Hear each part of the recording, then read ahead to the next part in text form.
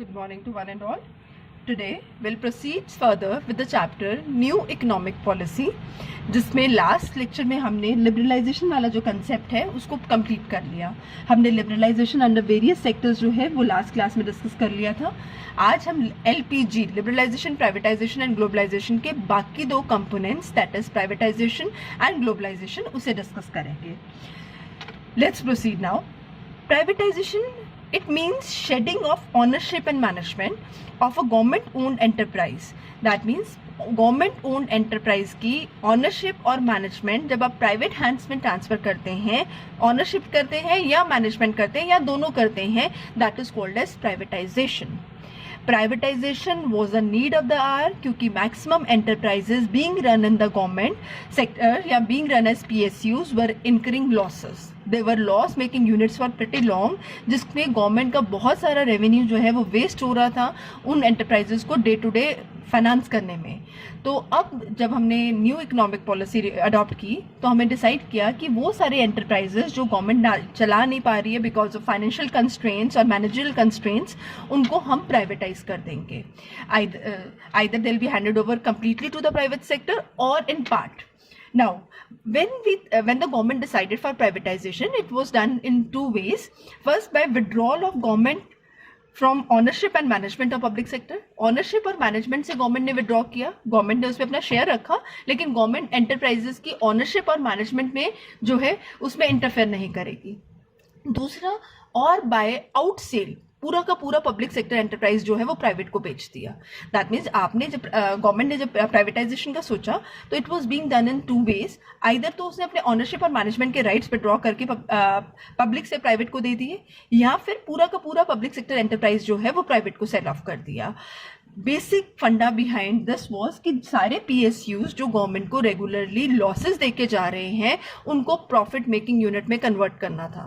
Government के पास इतनी financial powers या फाइनेंशियल ऑटोनॉमी और मैनेजरियल स्किल्स नहीं थे या टेक्नोलॉजी में इन्वेस्ट करने के लिए पैसा नहीं था कि वो इसको रीस्ट्रक्चर कर सकें। सो this chance was given to the private sector कि either they modernize the PSU or they run it or they make a technological changes into it to convert into loss making unit into a profit making unit, कि वो सारे जो loss making units थे उनको profit making units में convert करना था। Now इसके बाद बेटा गवर्नमेंट ने इस सेक्टर में प्राइवेटाइजेशन के अंदर डिसइन्वेस्टमेंट भी की। डिसइन्वेस्टमेंट क्या होती है? जब part of equity of public sector is being sold to the private sector. I repeat, when a part of equity of a public sector is being sold to the private sector, it is called as disinvestment. Disinvestment के पीछे purpose क्या था? Was to improve same as कि financial discipline लेके आना था। जो financial खर्चे उनके आउट ऑफ कंट्रोल जा रहे थे, जिनके ऊपर गवर्नमेंट लगान नहीं लगा पा रही थी, लिमिट्स सेट नहीं कर पा रही थी, उनको कंट्रोल में लेके आना। उनके मतलब इंटरनली ही कंपनी फाइनेंस हो जाए। अब कितने ऐसे PSUs थे जिनको चलाने के लिए, जिनके डे टू डे ऑपरेशन के लिए गवर्नमेंट अपनी तरफ से पैसा लगा रही थी। मतलब एंटरप्राइजेस की हालत इतनी बुरी थी तो प्रॉफिट तो वो नहीं दे रहे थे। इवन इफ उनको रेगुलरली रन करने के लिए, उनके एम्प्लॉइज की सैलरीज निकालने के लिए गवर्नमेंट को लोन उठाने पड़ रहे थे। तो उन सारे PSUs को गवर्नमेंट ने फाइनली या तो प्राइवेटाइज कर दिया या फिर डिसइन्वेस्ट कर दिया। लॉजिक रीजन बता दिया। पहला तो था कि इससे फाइनेंशियल डिसिप्लिन आ जाएगा, एंड दूसरा इट फैसिलिटेट मॉडर्नाइजेशन। बच्चे ये एंटरप्राइजेस ऑलमोस्ट 20-25 साल पुराने हो चुके थे। After a limit every enterprise wants is required to be modernise. उसकी जरूरत होती है, उसकी वांट होती है कि उसको मॉडर्नाइज किया जाए, उसको लेटेस्ट लाइन पे, लेटेस्ट टेक्नोलॉजी पे उसको अपडेट किया जाए। तो गवर्नमेंट के पास मॉडर्नाइजेशन के लिए रिसोर्सेज जो हैं वो नहीं थे, तो इसीलिए उनमें जो न्यू ब्लड इन्फ्यूज करने की जरूरत थी, इसके लिए उनको डिसइन्वेस्ट किया गया। प्राइवेट सेक्टर को उनकी part of shares were being handed over so that वो इसको मॉडर्नाइज करके उसको नई लाइंस पे रन कर सकें और एक लॉस मेकिंग यूनिट को प्रॉफिट मेकिंग यूनिट में कन्वर्ट कर सके। ऑन ए बिलीफ, जब हमने उनको हैंड ओवर किया, on a belief that it would help in improving the performance of PSU। वो सारा PSU जो एक लॉस मेकिंग यूनिट था, गवर्नमेंट के लिए ऑलरेडी एक लाइबिलिटी बन चुका था, उसको एक प्रॉफिट मेकिंग यूनिट में कन्वर्ट किया जा सके।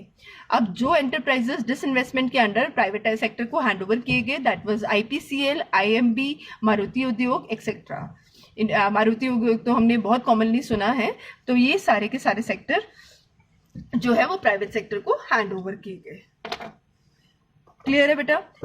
Now let's proceed further.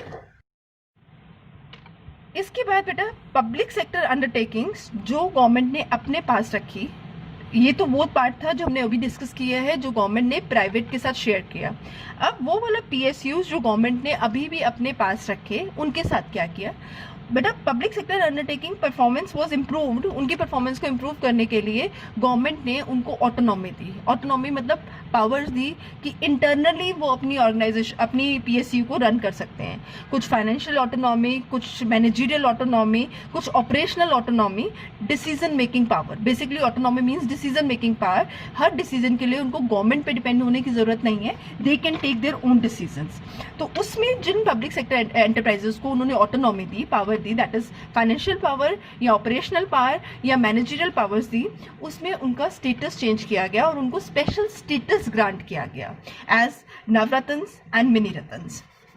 ये वो पब्लिक एंटरप्राइजेस थे जो प्रॉफिट मेकिंग यूनिट थे, बट अब इनको गवर्नमेंट और प्रॉफिट में कन्वर्ट करने के लिए इन एंटरप्राइज को इंटरनली ऑटोनॉमी दे रही थी कि वो अपने फाइनेंशियल, मैनेजरियल या डे टू डे डिसीजन जो है, ऑपरेशनल डिसीजन हैं, वो खुद ले सकते हैं। उसके लिए उनको गवर्नमेंट पे डिपेंड नहीं होना पड़ेगा, क्योंकि जब आप किसी भी डिसीजन के लिए गवर्नमेंट के लिए डिपेंड करते हैं, इट टेक्स लॉन्ग, तो बहुत सारी अच्छी अपॉर्चुनिटीज जो हैं वो निकल जाती हैं, या डिले की वजह से बहुत सारे अच्छे प्रोजेक्ट्स जो हैं जो हाथ से निकल जाते हैं। तो इनको इन चीज़ों में गवर्नमेंट ने ऑटोनॉमी देने का सोचा और इनका स्टेटस जो है वो पीएसयू से नवरत्न्स की कैटेगरी और मिनी रत्न्स की कैटेगरी में कन्वर्ट किया गया। नाउ बेटा नवरत्न में 9 पीएसयूज डाले गए, जिनके एग्जांपल्स हैं बहल, बीपीसीएल, सेल। ये नवरत्न्स का स्टेटस उनको ग्रांट किया गया ईयर 1996 में। जो स्पेशल स्टेटस दिया गया 1996 में नवरत्न्स, नव मीन्स नवरत्न्स में वर्ड ही सजेस्ट करता है 9 एंटरप्राइजेस जो हैं, 9 पीएसयूज जो हैं, उनको इस कैटेगरी में डाला गया। इनको मैनेजरियल ऑटोनॉमी दी गई, ऑपरेशनल ऑटोनॉमी दी गई। इन 9 एंटरप्राइजेस को अपने डे टू डे ऑपरेशंस में, मैनेजमेंट में और ऑपरेशनल ऑटोनॉमी जो है कंप्लीट दी गई। और मिनी रत्न्स में 97 पीएसयूज डाले गए, जिनको मैनेजरियल ऊपर वाली, ऑपरेशनल दैट इज हमने नवरत्न्स को भी दी थी वो दोनों, प्लस फाइनेंशियल ऑटोनॉमी भी दी गई। नवरत्न्स को मैनेजरियल और ऑपरेशनल ऑटोनॉमी दी गई और मिनी रत्न्स को managerial, operational and financial autonomy दी गई। The reason, the logic behind this was only कि अगर इनको हम ज़्यादा ऑटोनॉमी या डिसीजन मेकिंग पावर्स दे देंगे तो ये अपने प्रॉफिट्स को और बढ़ा सकते हैं, उन एंटरप्राइजेस को बेटर वे में रन कर सकते हैं। क्योंकि अगर हर डिसीजन में, हर डे टू डे ऑपरेशन में गवर्नमेंट इंटरफेरेंस ज्यादा होगी तो इन एंटरप्राइजेस को रन करना मुश्किल हो जाता है, बिकॉज बहुत सारी अच्छी अपॉर्चुनिटीज, बहुत सारे इमीडिएट डिसीजंस ना लेने की वजह से बिजनेस को या पीएसयूज को लॉसेस हो रहे थे। तो गवर्नमेंट ने डिसाइड किया कि इनमें गवर्नमेंट अपनी इंटरफेरेंस कम करके इनको ऑन देयर ओन रन करने की जो पावर है वो देगी। So this was all about privatization. Privatisation में आई रिपीट कि प्राइवेटाइजेशन में गवर्नमेंट ने 2 काम किए। प्राइवेटाइजेशन में कुछ एंटरप्राइजेस को गवर्नमेंट ने डिसइन्वेस्ट किया, कुछ एंटरप्राइजेस को प्राइवेटाइज किया, जिसमें गवर्नमेंट ने मैनेजमेंट और ऑनरशिप जो है वो प्राइवेट सेक्टर को ट्रांसफर की। कुछ कंप्लीटली एंटरप्राइजेस जो है वो प्राइवेट को हैंड ओवर कर दिए। कुछ को डिसइन्वेस्ट किया। डिसइन्वेस्ट में क्या किया था कि पार्ट ऑफ इक्विटी जो पहले पब्लिक सेक्टर के पास थी उसको प्राइवेट को हैंड ओवर किया, ताकि वो जब उनके पास ऑनरशिप राइट्स आ जाएंगे तो वो उसको मॉडर्नाइज करें और ये लॉस मेकिंग यूनिट्स को प्रॉफिट मेकिंग यूनिट्स में कन्वर्ट करते हैं। और दूसरा, जो पीएसयूज गवर्नमेंट ने अपने पास रखे जिनको प्राइवेटाइज या डिसइन्वेस्ट नहीं किया, उनके स्टेटस चेंज किए। ये वो एंटरप्राइजेस थे जो गवर्नमेंट के लिए ऑलरेडी प्रॉफिट मेकिंग वेंचर्स थे, तो उनके प्रॉफिट्स और इंक्रीज कर सकें तो उसके लिए गवर्नमेंट ने उनके स्टेटस चेंज करके उनको एक स्पेशल स्टेटस दिया, that is navratnas and mini ratnas. Navratnas and में 9 एंटरप्राइजेस डाले गए जिसमें मैनेजरियल और ऑपरेशनल ऑटोनॉमी दी गई, और मिनी रत्न्स में 97 पीएसयू पब्लिक सेक्टर अंडरटेकिंग्स डाले गए जिसमें गवर्नमेंट ने managerial, operational and financial autonomy तीनों दी। This was all about privatization. Now we'll proceed further and discuss globalization. Now, what is globalization? LPG का तीसरा पार्ट डिस्कस कर रहे हैं जिसे हम ग्लोबलाइजेशन कहते हैं। बच्चे, globalisation means integrating our economy with the world economy. जब हम अपनी इकोनॉमी को, कंट्री को वर्ल्ड के साथ इंटीग्रेट कर देते हैं, that is called as globalisation. Integrated domestic economy, integrating domestic economy with the world economy, basically creating borderless world. हमारा ऑब्जेक्टिव ये होता है, जिसे मैंने हाईलाइट किया है कि हमें borderless world क्रिएट करना है. हमने इतने स्ट्रॉन्ग नेटवर्क्स और एक्टिविटीज करानी है जिससे इकोनॉमिक, सोशल और जोग्राफिकल बाउंड्रीज जो है, it involves creation of networks. इतने स्ट्रॉन्ग नेटवर्क्स क्रिएट करने हैं जिससे ट्रांसेंडिंग, खत्म हो जाए इकोनॉमिक, सोशल और जोग्राफिकल बाउंड्रीज. ऐसा पता ही ना चले कि this is a part of India और नॉट. तो that means transcending economic, social and geographical boundaries. तो linking countries to the other country in such a way कि एक पार्ट में कुछ हो और वो दूसरे पार्ट को इम्पैक्ट करे. That was globalisation.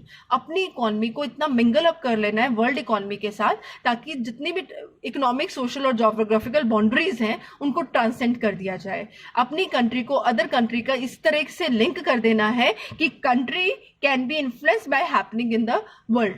अगर वर्ल्ड की किसी भी कंट्री में कुछ चेंज होता है, that should impact our country also. This in one line, in case we say what is globalization, it is creating borderless world जहाँ पे कोई limits नहीं होंगी.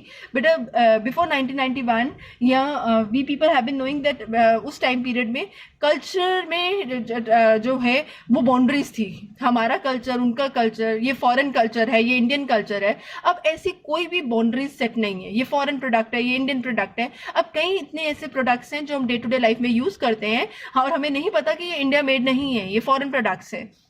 अब ऐसे कोई ऐसे come to the clothing, apparels की लाइन में देख ले, कोई ऐसी चीज नहीं है, कोई ऐसी बाउंड्री सेट नहीं है कि इंडियन क्लोथ और ये फॉरेन क्लोथ है. हम बीइंग इंडियन, हम लोग सब चीजों के साथ वेल वर्स्ड हैं. हम उनके क्लोथ्स, उनका कल्चर, उनके festivals, we enjoy it everything. That means हमने उन सब चीजों को अपनी लाइफ का इंटीग्रल पार्ट मान लिया है. Whether it is celebrating Christmas in the country, and this is all foreign culture that we people have adopted. That means जब ये ग्लोबलाइजेशन हुआ, हमने अपनी कंट्री को बॉर्डरलेस वर्ल्ड में कन्वर्ट कर लिया. कोई लिमिट नहीं है कि इंडिया में कोई इंडिया का है. वो जो बॉर्डर्स हैं, जो लिमिट्स हैं, उनको हमने खत्म कर दिया ताकि इकोनॉमिक, सोशल और जोग्राफिकल बाउंड्रीज जो हैं वो सारी खत्म हो जाए, ट्रांसेंड हो जाए, कि इतना ज्यादा कल्चरल एक्सचेंज हो जाए, सोशल एक्सचेंज या इकोनॉमिक एक्सचेंज हो कि कंट्रीज में डिफरेंसेस जो हैं वो खत्म हो जाए. तभी एक कंट्री दूसरी कंट्री की हेल्प से अपने आप को डेवलप कर सकती है. अगर हम लिमिट सेट रखेंगे तो कंट्री को डेवलप करना उतना ही मुश्किल हो जाएगा. तो ग्लोबलाइजेशन में ये डिसाइड किया गया कि जो लिमिट्स रखी हुई थी फॉरेन इन्वेस्टमेंट्स की, टेक्नोलॉजी की, उन सबको अबॉलिश किया गया सो दैट इंडिया को डेवलप करने के लिए हम फॉरेन रिसोर्स, फॉरेन टेक्नोलॉजी, उनकी हेल्प ले सकें. Now what all were being done under globalization, beta? High technology and high investment priority industries. I repeat, high technology and high investment priority industries in which automatic permission will be available up to 51% of equity.